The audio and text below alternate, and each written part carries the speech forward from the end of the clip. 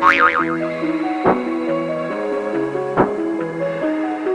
everyone, it's Bethany from Beth and Books and welcome back to this Book Nook. Today I am doing episode 6 or 7 of Real Chooses My TBR. Now this one specifically is for the Reading Rush Readathon that Ariel Bissett hosts along with a bunch of her other friends, and this is the first time I'm ever actually properly going to be participating in this. So with the Reading Rush, I've got the dates here. It runs from July the 20th to July the 26th, and it's a week-long readathon for book lovers all around the world, and they have 7 challenges. I'll leave the links and the other people who are involved. It's not just Ariel Bissett with this Reading Rush. I'll link everybody down below, as well as the feedback I got on one of my book hauls was to link the books. So I'll make sure all the books I choose and share with you today are also linked down below to their Goodreads page. Let me just fix this angle because it's a bit wonky and that's gonna frustrate me. There we go. Let's just get into it. So the plan is to spin and see if one of these spins in the books I want to read can also fit in with the challenges. So I'll just read the challenges out to you right now. There is read a book with a cover that matches the colour of your birthstone. So I'm born in September, so that makes that sapphire blue. Oh, it's going to be easy if I just lift this up. Read a book that starts with the word the. Read a book that inspired a movie you've already seen. That one's going to be tough. Read the first book you touch. Read a book completely outside of your house. Read a book in a genre that you've always wanted to read more of, and read a book that takes place on a different continent than where you live. I feel like that one will be quite easy. I don't find many books in young adult written from the Australasian continent, specifically also the New Zealand country. So that being said, let's do the first spin. I genuinely cannot remember the last prompt that it landed on last time, so we're just going to go hard. And it has landed on adult. That's good. That gives me like a broad, where's my pen? I've got to write it down. And that gives me a broad scope to work within for one of those challenges. This is going to be hard, but also really fun. I like a challenge that's actually challenging. Hey team, I'm back from the library, and the book I picked for my adult read is the Southern Book Club's Guide to Slaying Vampires, written by Grady Hendrix. So this is an adult like thriller horror, and it is essentially one I picked up because I have seen it freaking everywhere on Bookstagram, and I was really in the mood for a vampire book, hopefully with a twist. And so this is a tale of our main character called Patricia and the vampire who is called James. Now Patricia loves her book club, all these women in it. It's kind of like a traditional stereotypical housewives kind of tale, in that she is just always behind on her to-do list. She has a husband and children and is part of a female book club, and what happens is essentially people start dying and this person called James enters her life, and James turns out to be a vampire. But the thing is, James has already been invited into her home, so it's a battle of the wits really with this one. Who's going to come out on top? We're going to find out. And can I say, I love the cover art on this. I just the black and the fruity orange, I don't know, it's just really cool, and I'm really excited for it. Let's reorient this so we can see the pile that's going to grow. Oh, and I've got to say, this one is the challenge of beginning with the for the Readathon challenge. So I'm going to trade that one out, and the next one is lowest rated. All right.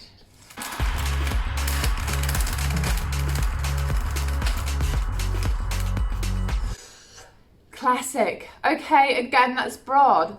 This is going well so far. I can choose a classic that quite easily fits into these readathon challenges. For my classic, I decided to pick up Breakfast at Tiffany's. This is a short little novel of 150-ish words, and this one ticks the challenge box of it being a movie as well. And I've actually seen Breakfast at Tiffany's, and honestly I thought it was okay, but I feel like I missed a lot of nuances in it, so I'm excited to finally read the book. And something I actually only just realized flipping through this is this entire edition is actually 4 short stories. So it talks about Tiffany, but also all the men she meets is living in 1940s New York, so there's all the hustle and bustle and the excitement of that time, and she's just a glitzy woman who hangs out with lots of men. And it's my understanding understanding that part of the reason why this is such a classic, because it's the commentary on like feminine sexuality and the ownership of that in a time where maybe it wasn't seen to be as okay. And the next prompt, I suppose I have to spin 7 times, don't I? So 3 of 7 is highest rated. Okay, so for book number 3 of 7. Oh, she's come undone. I need to tighten the pencil.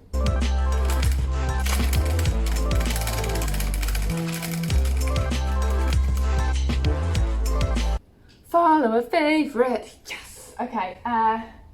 Jar. Here is my follow a favourite jar. Okay. Okay, and it says Hair of Fire by Hair of Dreams. I've actually already read this one, so I'm going to give this person their shout out on Instagram and give them the award that they get. I give them a $5 Amazon gift card just to go towards their next bookish purchase. So thank you to Hair of Dreams for your contribution. I'm going to actually use this opportunity just as me picking my own book of my own duress. So I feel like that's cheating a little bit, but also it's a readathon and I need to try get some short books in here. For my choice and for the challenge tick of Sapphire, I went for The Deep. I have already talked about this in my previous Will Chooses My TBR, but it's essentially again another shorter one, which is always a bonus, and this follows, let me get her name right, Yetu. So just to quickly recap, this book follows this group of mermaids, and they are all the survivors of when African Americans pregnant slave women were thrown overboard. And what happens is within this tribe of people there is one person who's kind of like the librarian. They hold all the memories, but it's too traumatic for everyone else to hold, hence she's the only one with those memories, and they get passed on like how there's only one avatar alive at once. There's only like one librarian historian figure, and we follow our main character who's just dealing with all of the trauma, but also in a slightly fantastical setting, which just really intrigues me. And follow a favourite stays permanently on the wheel. So for book number 4,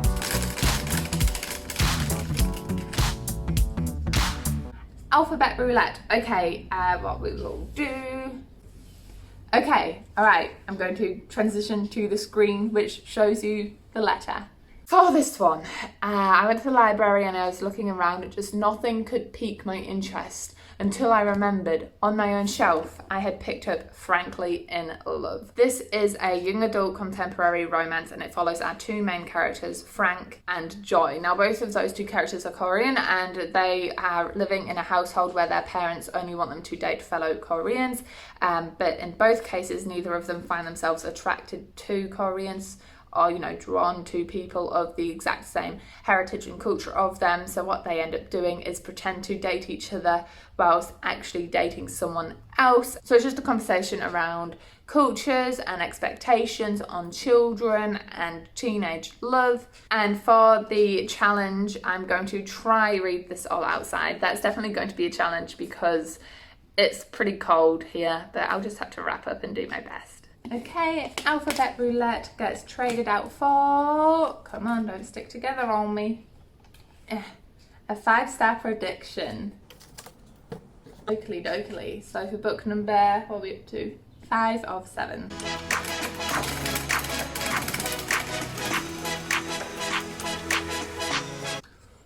We have another follow favourite anyway. Okay, let's do it. Let's do it. The wheel has spoken. The bank can just deal with it. Oh, that just made the biggest mess.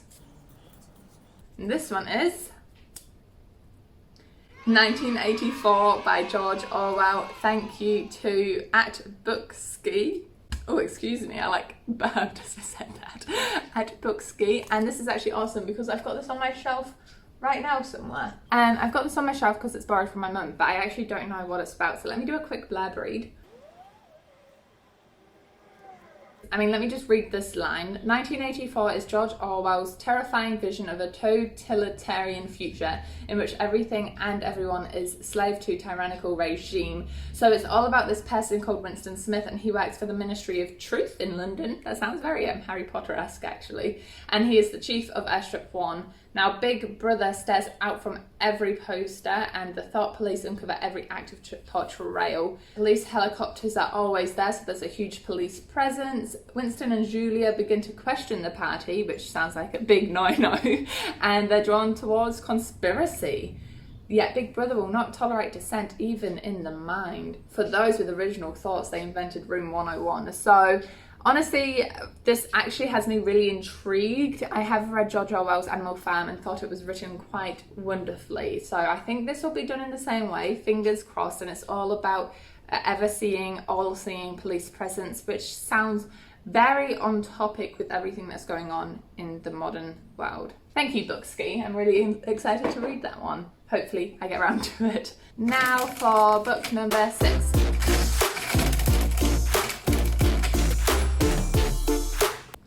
Boyfriendo picks. That's good. Maybe I can like low-key manipulate him to choose an easy one for my challenge. Okay, we'll go to the library and see what he gets for me there. Okay, so I'll insert a quick little clip. Here is me choosing one of 3 books Titus brought out for me. He picked 3, laid them out, and I closed my eyes and just randomly chose one, and it ended up being The Witcher. So this is technically point 5 in the Witcher series. So the Witcher series is 1 through to 6. That's following Geralt as we kind of know him from the TV show, but this one follows him as a collection of short stories of his quests and his past before he then gets caught up in his whole prophecy. If you've seen the Witcher TV series on Netflix, this kind of comes before that. And that one is being changed out. Oh, blue text coming off there. For my latest add to TBR.